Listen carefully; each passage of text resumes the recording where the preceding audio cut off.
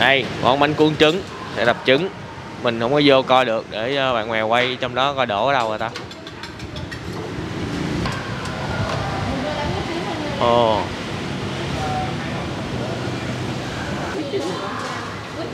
À đó.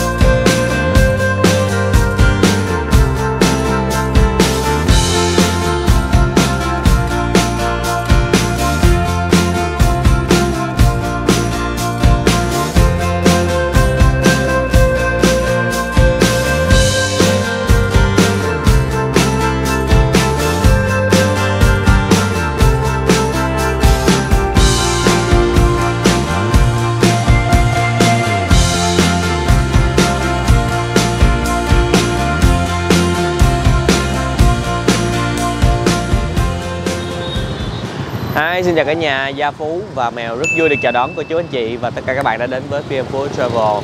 Chúc mọi người có một ngày thật là nhiều năng lượng nha. Hiện tại thì Phú đang ở địa chỉ 130 Độc Lập, phường Tân Thành, quận Tân Phú. Ngày hôm nay chúng ta sẽ đi ăn bánh cuốn Thanh Nhàn. Thì Phú được biết cái quán này cũng lâu rồi, nhưng mà ngày hôm nay mới có dịp để ghé qua để thưởng thức thử và trải nghiệm cũng như là chia sẻ cho mọi người. Ở đây họ sẽ có một cái máy họ tráng bánh cuốn bằng máy luôn, chứ không có phải là ngồi tráng mà không biết cái nó vận động như thế nào. Thì mời mọi người cùng qua chúng ta tìm hiểu xem cái máy này nó vận động ra sao nha. Nhớ like, share cũng như là ấn nút subscribe. Cảm ơn cả nhà rất là nhiều. Giới thiệu với mọi người, đây là bạn Huy. Huy ơi, cho mình hỏi là mình bán từ mấy giờ Huy? Em bán từ 5 giờ 30 tới 10 giờ 30. Bán cho buổi sáng thôi. Dạ, bán buổi sáng. Mình thấy có hai bảng giá, thì cái bảng giá này là đúng đúng. Đây mọi người, bánh cuốn 30, nói chung là đồng giá 30, thêm trứng là 5.000.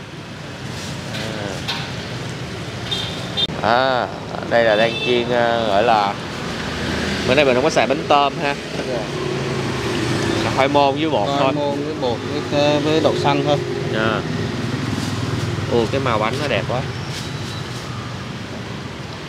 Ở đây là tại vì mọi người xem là mọi người thấy nó hơi đậm á, chứ ngoài đây cái màu nó đều lắm, vàng đều lắm. Đây. Chiên 2 lần, chiên liên tục vậy ha? Chiên 2 lần hả? Chiên 2 lần thì nó độ bánh nó giòn hơn, và nó nhanh nữa.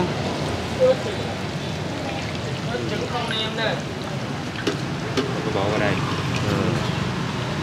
Cái này có ai mua thêm mua không gì không? Bánh này nhiều người ta mua thêm mà ăn bánh cuốn mà không có bánh này họ không ăn ạ. Là đã có một cái rồi đúng không? Một phần là nó có nửa cái thôi, với nửa cái bánh cống. Có bánh cống nữa. Có 2 loại bánh. Mình bán lẻ thêm cái này nhiêu? 5.000. 5.000 một cái.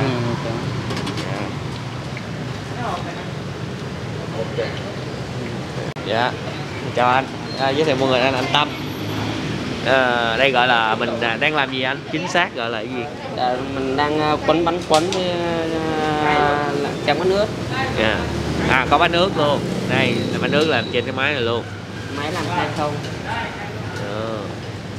Cái máy này mình đang có phải có lớp dầu ở trên, dầu hành, dầu phi hành, là tự ở trong là mình đổ ở trong ra luôn, đổ ở trong cho nó quét đều lên trên cái khen này. Rồi bánh nó chảy ra cho nó không bị dính. Nó vừa thơm bánh. Còn cái máy này lạ quá.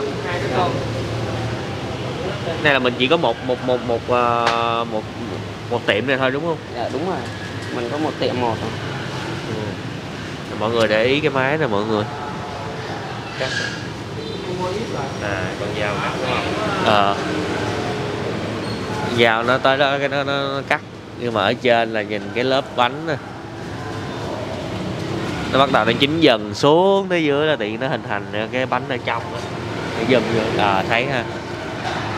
Sao cái máy lúc này thì lại sáng hơn con mắt mình vậy ta? Mắt mình nhìn lúc này nó thấy nó tối tối vậy đó. Này bạn còn đang buồn ngủ các bạn. Đây. Quá trời. Đây là có cái gì ở trong à? Gồm có thịt thái hạt leo, nấm mèo với củ sắn. Củ sắn, thịt, nấm mèo. Nấm mèo củ sắn mình băm ra mình xào lên.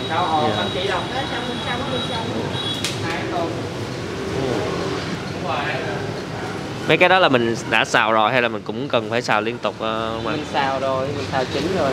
Xào hết rồi đúng không? Giờ hết là giờ cứ vô lấy thôi, không có xào nữa đâu đúng không anh? Làm từ lúc 2 giờ sáng. Dạ. Lấy thịt nóng 2 giờ sáng về làm giá. Ồ, nãy giờ không có để ý là cái bánh nước là anh xé hả hay sao? Đây, bánh nước đây mình gặp đôi. À, gặp đôi lại luôn. Nước là coi như cũng là một cái kích thước đó luôn. Cũng một kích thước. Một phần là một cuốn luôn hả anh? Hay sao? Một phần là mình 2 giây nè. 2 giây. 2 giây. Wow. Đây, món bánh cuốn trứng để đập trứng. Mình không có vô coi được để bạn mèo quay trong đó coi đổ ở đâu rồi ta.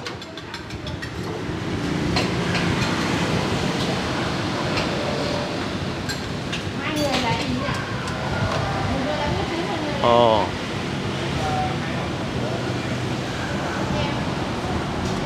Cái chỗ đổ là cái chỗ khác nhưng mình không có đổ vô cái chỗ bột đúng không? Không, mình đổ cái ngoài cái khoanh, ở bên trong cái khoanh mình đổ thì trứng nó không có ra được. Mình đổ ngoài cái khoanh. Đó, làm đây nè, xíu để chưa ra. Mình đổ ở trên cái lớp tắm nó chạy qua cái lớp nhiệt cái là nó chín. À đó.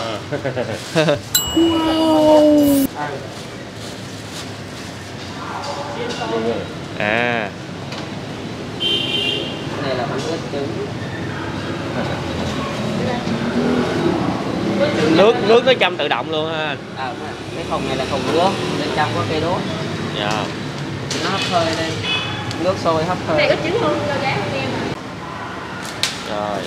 Giờ là mỗi lần đổ bột là mình tắt máy hay là đợi hết bột á? Đợi hết cái phần bột này mình mới đổ bột vô lại. Dạ. Cái phần này nó chín rồi á, mình vớt ra đó. Chứ không nó sẽ bị rớt xuống. Nó rớt xuống dưới. Có cái máng để rơi rớt. Bố đâu đấy đi. Đây mời mọi người.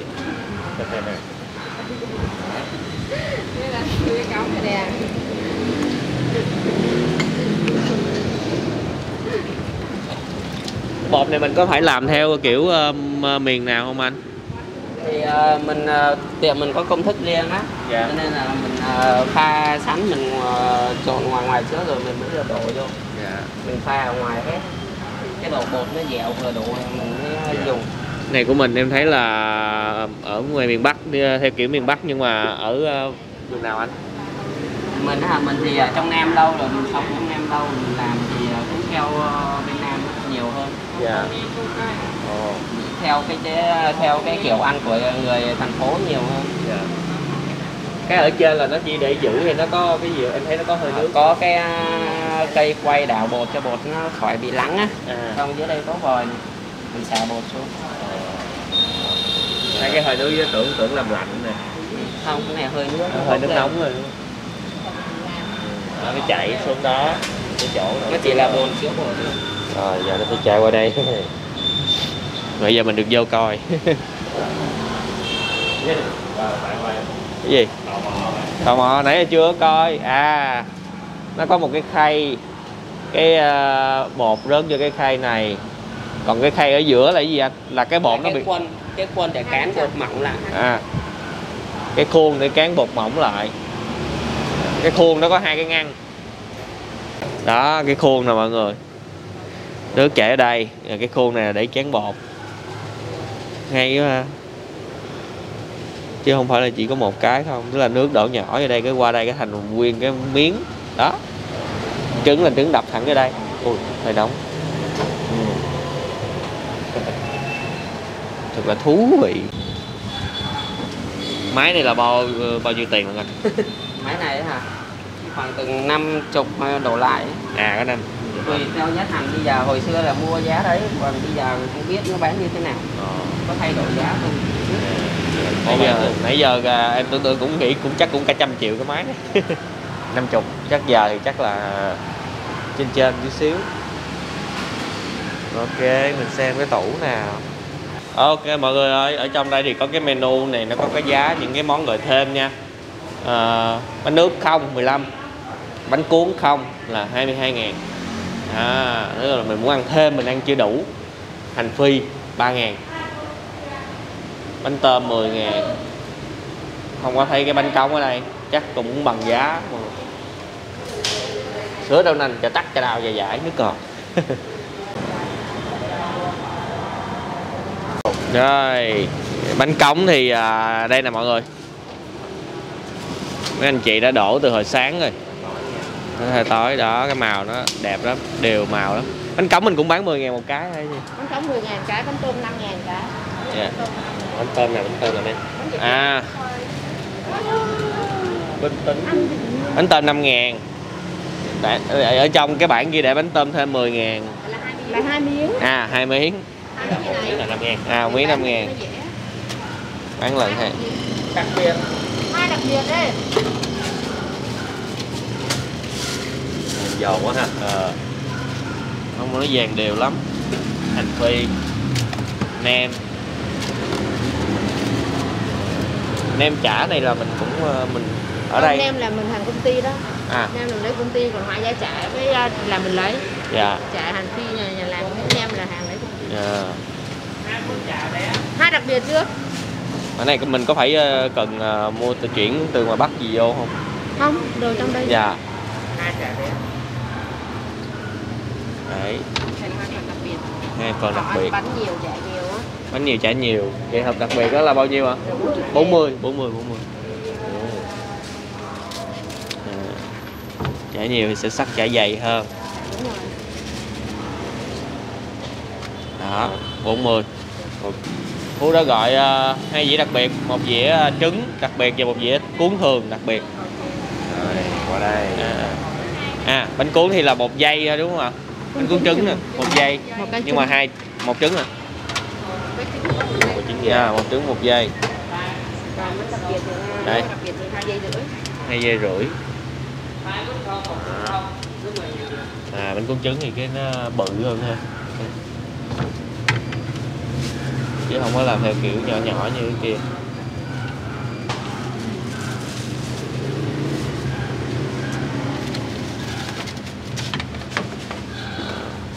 Chả nè. Đây là dĩa đặc biệt 40.000 nha mọi người ơi. Trên lụa.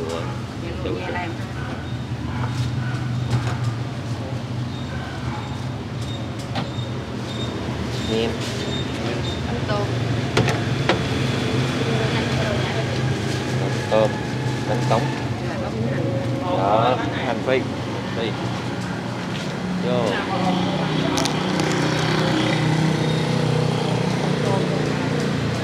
Ok.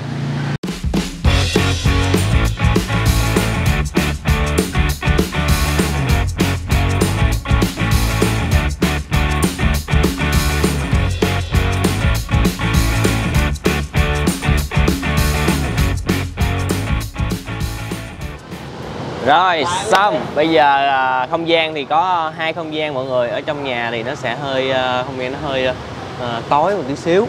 Rồi mình ngồi ở ngoài thì cũng chỉ có 1 bàn thôi. Nãy giờ thì mình có hỏi thì là từ sau cái đợt dịch đó thì đa số là khách đến mua mang về, chứ cái số lượng người ngồi lại thì lại ít. Rồi bây giờ mình làm nước mắm nhé. Rồi, để gót miếng nước trà vô. Đây, 2 màu khác nhau á. Giống nè. Mọi người thấy giống không? Ra đây là nước mắm nha. Chết luôn á thầy có chứ. Giống không? Mọi người tới đừng có lộn nha. Tính đổi vô uống trà đó mọi người. Đây, nước mắm rất là trong.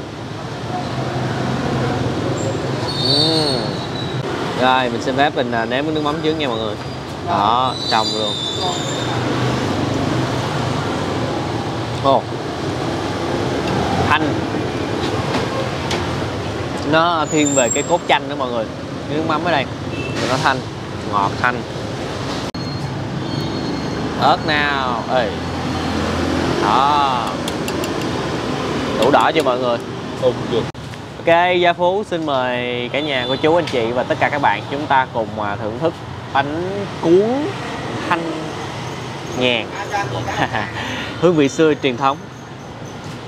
Thì ở đây sẽ có 3 loại chả là chả lụa, chả chiên và chả Huế.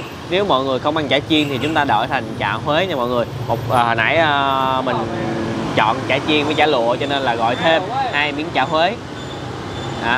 Chả Huế 10.000, 2 miếng chả Huế. Thì mình có kêu 2 phần.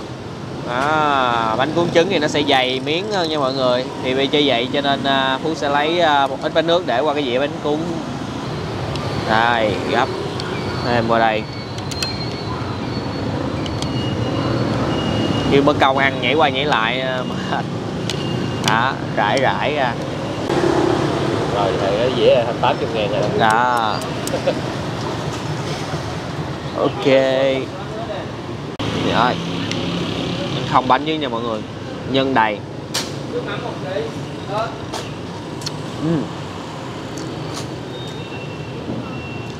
Đây là vỏ bánh cuốn thịt.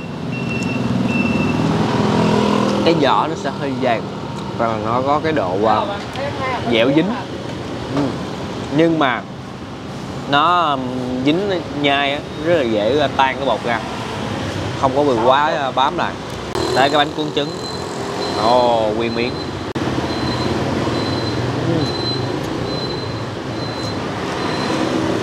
Ăn cái này nó tưởi thơm hơn.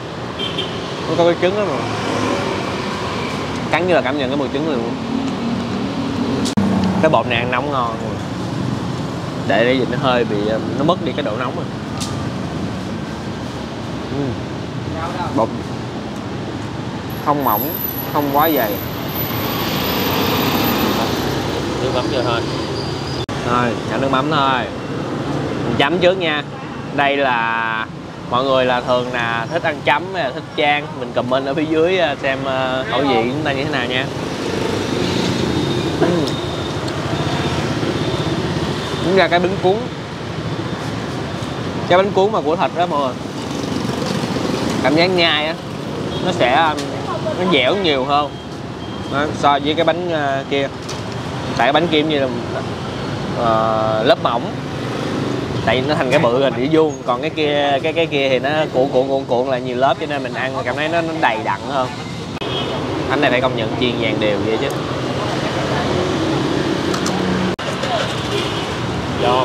Giòn. Khoai môn đậu xanh.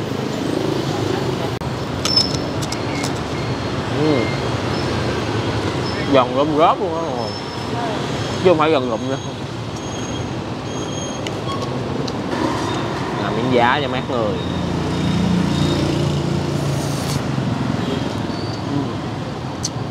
Nói chứ lát mình mới chan lên.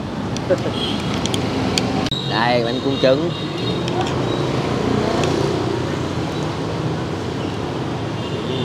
Bỏ thêm miếng giá rau vô. Ở đây quá ông ơi. Ngập mắm vậy đó.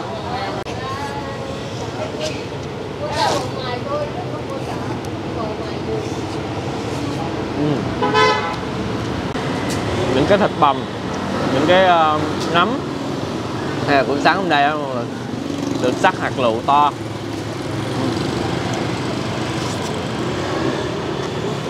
Đây có bánh cống rồi mọi người. Cái bánh cống mọi người thấy không? Cái bột ở trong á màu rất là sáng, nhìn giống như trứng lòng trắng trứng vậy. Rải đều. Đậu xanh này giống như đậu xanh đánh luôn nha. Nhưng mà cái hạt đậu xanh mà mình thấy nó xanh xanh đen đen nha mọi người, nó vàng vàng luôn.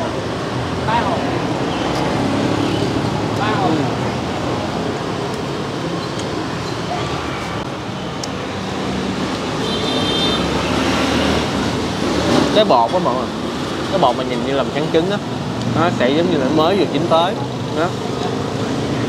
Để là chín thêm để nó bị khô cái phần này, nó ăn cảm giác cái bột trong ngon ướt ướt. Đây chan luôn nha mọi người.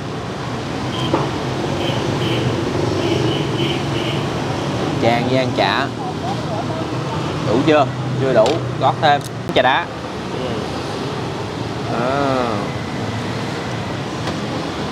Quá đã. Rồi cắn miếng chả lụa nè, 40.000 mọi người, sắc dày. Chả lụa. Chả lụa. Chả lụa là hình tam giác,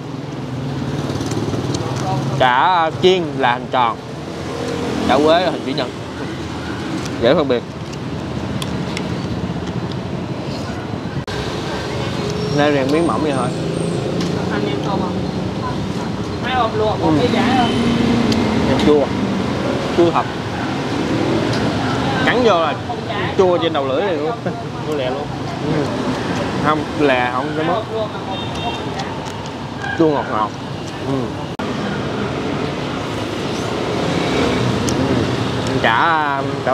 Chả lụa nha.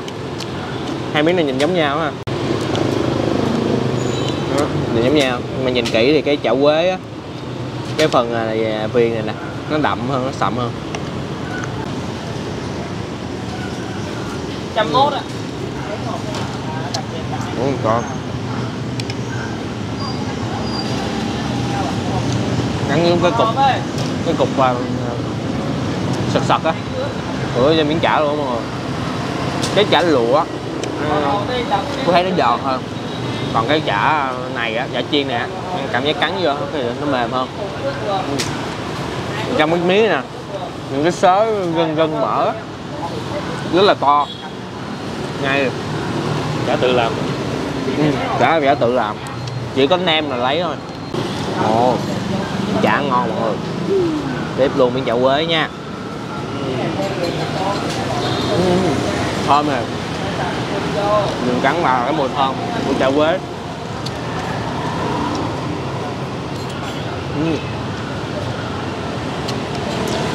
Cơm chả này 3 loại chả. Bạn thích chả nào không? Mình thích chả lụa, tại vì miếng chả lụa ăn nó sẽ cảm giác cắn vô nó giòn hơn. Hai miếng chả kia nó cũng có mà nó ít, nó mềm hơn. Rồi bếp mọi người, đứng với miếng chả nha. Đúng. Này ngốt các bạn.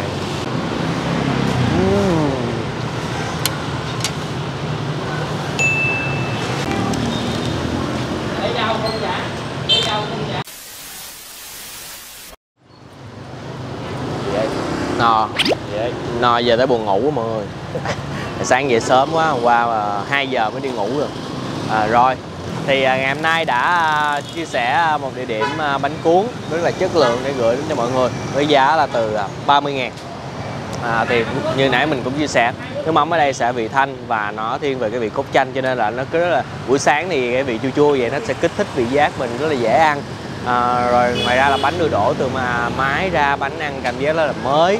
Nếu mà mọi người ăn bánh cuốn á, thì cái phần bánh cuốn cũng thấy là 30.000 cũng vừa đủ. Thì sợ mọi người ăn ngán á, tại vì nếu mà trong quá trình mình vận chuyển á, cái bánh nó sẽ bị mềm ra, nó nguội đi, thì mọi người có thể xin nhiều rau một tí xíu trong cái phần bánh cuốn thì để ăn nó đỡ ngán. Thì bánh cuốn trứng thì nó sẽ dễ ăn hơn, thì nó cuốn ụp lại có một mặt nó không có dày, cho nên khi cắn á, cái bột nó mềm tan dễ hơn là cái nó dẻo như là bánh cuốn kia nhiều lớp. Rồi cảm ơn tất cả mọi người đã dành thời gian xem clip từ nãy đến giờ. Nếu ai đã từng ăn ở đây cho mình xin trải nghiệm ở phía dưới nha. Đừng quên một món ăn ngon sẽ ngon hơn nếu chúng ta thưởng thức cùng người thân, bạn bè và chia sẻ nó với tất cả mọi người. Xin chào và hẹn gặp lại cả nhà ở những clip hấp dẫn kế tiếp.